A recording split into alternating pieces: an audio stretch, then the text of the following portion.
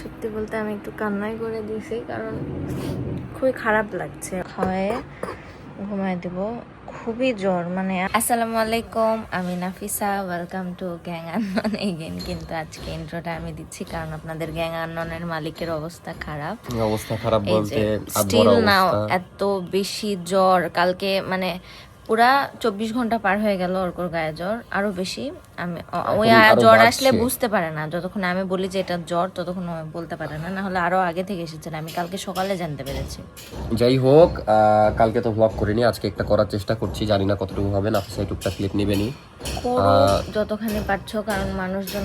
আর শুধু জ্বর না, আমার সর্দি কাশি, তারপরে বমি হয়েছে কালকে রাতে, পেট খারাপ, সব মানে একসাথে। তো অবস্থা খুবই খারাপ। শপে যাওয়ার কথা ছিল সকালে, ওখানেও যেতে পারিনি। দরকার নাই, আমি আরো বলছি কোনো দরকার নাই, তুমি শুয়ে যাই হোক, আজকের ভ্লগ দেখতে থাকেন, টুকটাক যা পারি।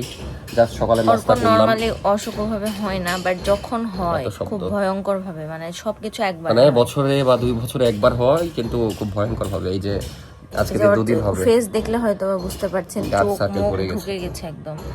আমারই চোখের নিচে কালো ছিল, আমারই কমে গেছে। ওর চেহারা কেমন? আমার জন্য দোয়া করবেন আর আজকের ব্লগ দেখতে থাকেন টুকটাক।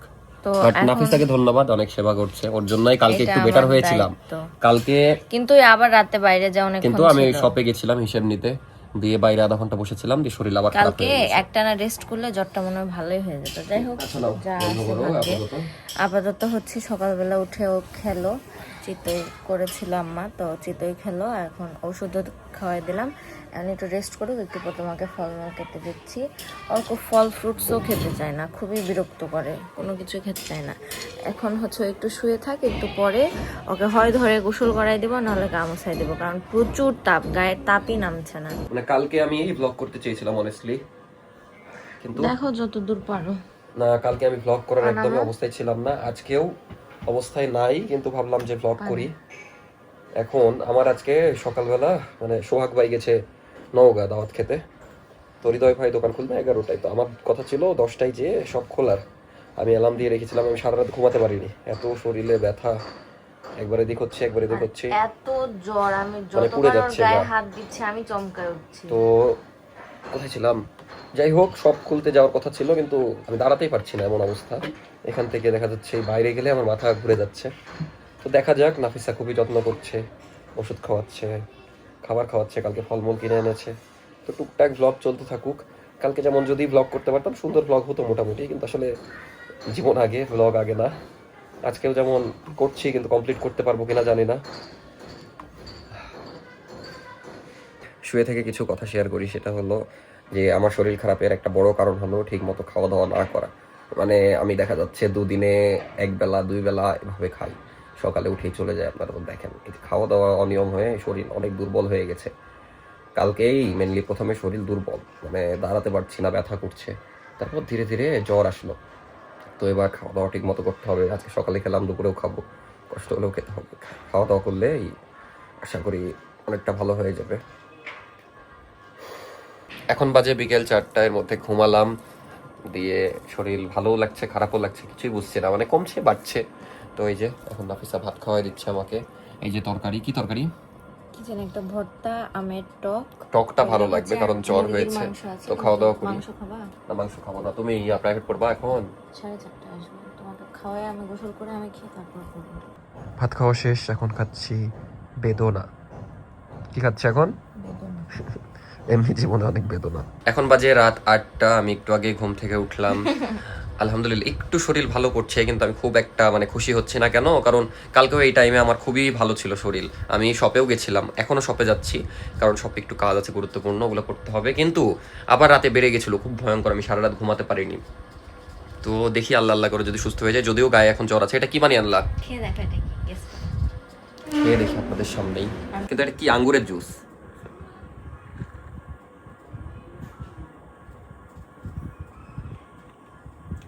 খুবই মজা। ভিডিওতে যে 1 মিনিট কথা বলবো সেটাও পারছি না, কারণ শরীর খারাপ হয়ে যাচ্ছে। তাও একটু বাইরে যাব, শপে যে কাজগুলো সেরে আসি, বাট খুবই মজা হয়েছে। আঙ্গুর এমনিতে খেতে দিয়েছি, খাইনি, তাই জুস বানিয়ে দিয়েছি। খেয়ে ভালো করে।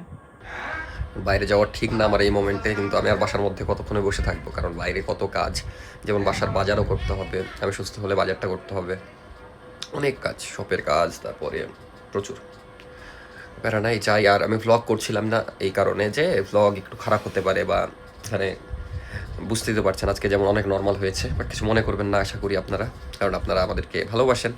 এখন অসুস্থ এখানে তো আমাদের কিছু করার নাই, অসুস্থর মধ্যে তো ট্যুর দিতে পারবো না। আমি তো এখন গ্যারেজেই থাকে। শপের দিকে আসলাম আধা ঘন্টা আগে, এসে আগে এসি অফ করেছি কারণ আমার খুবই ঠান্ডা লাগছে। তারপর অফারের ভিডিও করে নিলাম, আপনাদেরকে হালকা করে বলে দিই এই কষ্টের ভিডিওতে, যেহেতু অসুস্থতার ব্লগ। আর এই যে আজকে আবার হৃদয় ভাইকে দেখছেন, তার কারণ হলো সোহাগ ভাই দাওয়াত খেতে গেছে। কিসের দাওয়াত একটু আপনি বলেন, কালকে ভাইয়ের মুখে ভালো করে শুনবো। ওর হচ্ছে মামাতো বোন এইচএসসি পরীক্ষা দিবে, ওই জন্য মিলাদ করবে। মানে এটা খুবই ইউনিক একটা বিষয়, তাও আবার 50-60 জনের নাকি, যেখানে সোহাগ ভাই রান্না করবে। কালকে সোহাগ ভাইয়ের কাছে যদি আল্লাহ সুস্থ করে দেয় তাহলে কালকে শপে এসে সোহাগ ভাইয়ের কাছে থেকে শুনবো। তো অফারটা আপনাদেরকে বলে দিই, শার্টের উপর 30% ডিসকাউন্ট সবগুলো। এগুলো শার্ট, তারপরে এই শার্টগুলো হাফ শার্টের উপর, এগুলোতে থাকছে না। তারপরে এই অ্যাসিড ওয়াশের উপর 20% ডিসকাউন্ট। তারপরে এইগুলো যেহেতু সাইজ অ্যাভেলেবেল নাই, কোনোটারই সাইজ অ্যাভেলেবেল নাই, এই জন্য ডিসকাউন্ট দেওয়া আর কি, স্টক ক্লিয়ার করার জন্য। তো এগুলোর উপরে 30% ডিসকাউন্ট, এটার 30%, সব ড্রপ শোল্ডারের উপর 30% ডিসকাউন্ট। তারপরে এই প্রোডাক্টগুলোর উপরেও 30% ডিসকাউন্ট। তো হিউজ একটা ডিসকাউন্ট, মানে ফেন্সিতে এত বড় ডিসকাউন্ট দিনই। আপনারা যারা ফেন্সি থাকেন চলে আসবেন, সমস্যা নাই। আর এছাড়াও অনলাইনে অর্ডার করতে পারবেন। ওয়েবসাইটটা এখনও আমাদের মানে সব আপডেট দেওয়া হয়নি, ইনশাল্লাহ আমি সুস্থ হলে সব করে ফেলবো। ভেবেছিলাম একদম হিসেব ক্লোজ করে চলে যাব, কিন্তু 10 মিনিট আগে হুট করে হেভি মানে অনেক শরীর খারাপ হয়ে গেছিলো। কাস্টমার সামনে আমার কাছে ডিসকাউন্ট চাচ্ছে, কিন্তু আমি মাথা তুলতে পারছি না, এত মানে শরীর খারাপ করছিল, বমি বমি লাগছিল। দিয়ে যাই হোক অনেক কষ্টে ট্যাকেল দিলাম। এখন চলে যাব, নাফিসা আবার বাইরে আছে, ওই আসছে নিয়ে যাবে। তো বাসার দিকে যাই, আমার আসলে বের হওয়া উচিত হয়নি, কালকেও হবো না ভাবছি, যদি শরীর খারাপ থাকে। কারণ আরও 2-3 দিন রেস্ট নিলে মেবি আমার ঠিক হবে। এখন খারাপ লাগছে কি, কমেন্টে যেমন একজন লিখেছে যে এগুলো হুদাই মিথ্যা কাহিনী, ভিডিও করবে না। তাই ভাই ভিডিও করতে পারলে আমারই তো ভালো লাগবে, আমি ভিডিও মিস দিচ্ছি, এটাতে কার ক্ষতি? আমারই তো ক্ষতি, আমারই তো খারাপ লাগছে। তারপরে একজন লিখছে যে ভিডিও ভালো লাগে না। এখন ঠিক আছে, লাস্ট কিছুদিন কন্টেন্ট কোয়ালিটি একটু খারাপ হয়েছে, কিন্তু আমি তো চেষ্টা করছি। যাই হোক, এগুলো নিয়ে আসলে কথা বললে আর শরীর বেশি খারাপ হয়ে যাবে। আপাতত নাফিসা আসলে বাসার দিকে যেয়ে ঘুমায় যাবো। আজকের ব্লগ কী হয়েছে আমি জানি না, আর হৃদয় ভাই একাই হিসাব করতে পারবে, সমস্যা নাই, আমি চলে যাব। বলেন ভাই কি বলছিলেন? এমন টাইমে কিছু কিছু আছে এরকম, এগুলো ভাবে, আসলে এটা তো সত্যি না। তারা যদি সামনে থেকে দেখতো তাহলে বুঝতে পারতো আমাদের মানে আমার কি অবস্থা বলো। একজন মানে কমেন্ট করেছো তো আমি নাকি অ্যাক্টিং করছি, নাটক করছি। আমার সেবা করতে করতে নাফিসারও কি অবস্থা নাফিসাই জানে, একদম বাজে অবস্থা। চলো আমরা যাই, মানে চলো। অ্যাক্টিং দিয়ে যদি দুনিয়া চলতো, করতে পারতাম তাহলে তো হতোই। চলো। তো তখনই বাসায় চলে আসলাম, অবস্থা খুবই খারাপ, মানে বাজে অবস্থা। কালকে ভাবছি ডাক্তারের কাছে যাব, কিন্তু আমার কারণ 2-3 দিন হয়ে গেল এখনো জ্বর ঠিক হয়নি, আসছে যাচ্ছে। যেমন যখন বের হলাম তখনই আমি মানে মনে হচ্ছিল 60-70% সুস্থ, কিন্তু এই যে এখন আবার যে লাউ সেই কদু। যাই হোক, নাফিসা এই যে গরম পানি করে দিল, লেবু পানি, মানে লেবু পানি এক কথায়, এটা খেয়ে একটু ভালো লাগছে। এই যে আমি ঘরে, আর নাফিসা হইল ওই যে বাইরে। তার কারণ হলো এখানে ফ্যান এই স্পিডে চলছে আর বাইরে অনেক জোরে, কারণ আমার ঠান্ডা লাগছে, তো এই জন্য ওই রুমে বসতে পারছে না। যাই হোক, এখন একটু খাওয়া দাওয়া করে ঘুমায় যাবো, কারণ ঘুমালেই শান্তি। বাসায় চলে আসছি আমরা অনেকক্ষণ। বাসায় আসার পর ভিডিও নিয়েছো? আবার গায়ে ভীষণ জ্বর চলে আসছে ওর, মানে পুড়ে যাচ্ছে একদম গা। মাঝে মাঝে এরকম জ্বর হচ্ছে, অতিরিক্ত একদম সহ্য না করার মতো। তো এখন হচ্ছে গাটা মুছাই দিয়ে একটা কিছু খাওয়ায় ঘুমায় দিব। খুবই জ্বর, মানে আমি এই যাবৎ পর্যন্ত 1-2 বছর ওর করে এত জ্বর কখনো দেখিনি। সত্যি বলতে আমি একটু কান্নাই করে দিয়েছি, কারণ খুবই খারাপ লাগছে। অর্ক অসুস্থ নর্মালি ভাবে হয় না, আর সবসময় আমাকে সাবধান করে এটা বানায় দাও, ওটা বানায় দাও, ওটা বানায় দাও। কিন্তু এখন আমি ওকে বলছি কোনটা খাবা, কি করে দিলে খেতে পারবা, কোনো কিছুতেই কিছু খাচ্ছে না, প্রচণ্ড জ্বর, বমি করে দিচ্ছে। এগুলো মানে আমি দেখতে পাচ্ছি না, আমারই খুব খারাপ লাগছে। তো ইনশাল্লাহ আজকে রাতটা কোনো রকম পার হোক, কালকে ওকে ডাক্তারের কাছে নিয়ে যাব, কারণ মানুষের 1-2 ঘন্টার জন্য হলেও তো জ্বরটা কমে, ওর টোটালি জ্বর কমছে না। তো এইভাবে হবে না, বাসায় রেখে হুদায় বাড়বে। কালকেই নিয়ে যাব পপুলারে, তো সিরিয়ালও দিতে হবে। শেষ করে দাও, আর নেওয়ার অবস্থা না। হ্যাঁ আচ্ছা, তাহলে আজকের ভিডিওটা এখানে শেষ করে দিই, কারণ এখন ওকে কিছু একটা খাওয়া দেবো। আমারও সকালবেলা আইসিটির পরীক্ষা আছে, মানে এমন দিনেও অসুস্থ হলো, আমিও টেনশনে কোনো কিছু করতে পারছি না।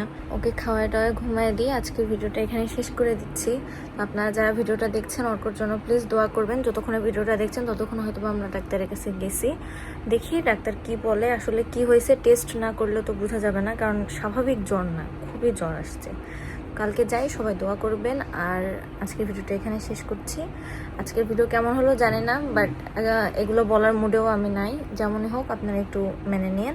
হয়তো বা ভিডিওটা ওই এডিটও করতে পারবে না, দেখা যাক কি হয়। সবাই ভালো থাকবেন, আল্লাহ হাফেজ। অর্কর জন্য দোয়া করবেন।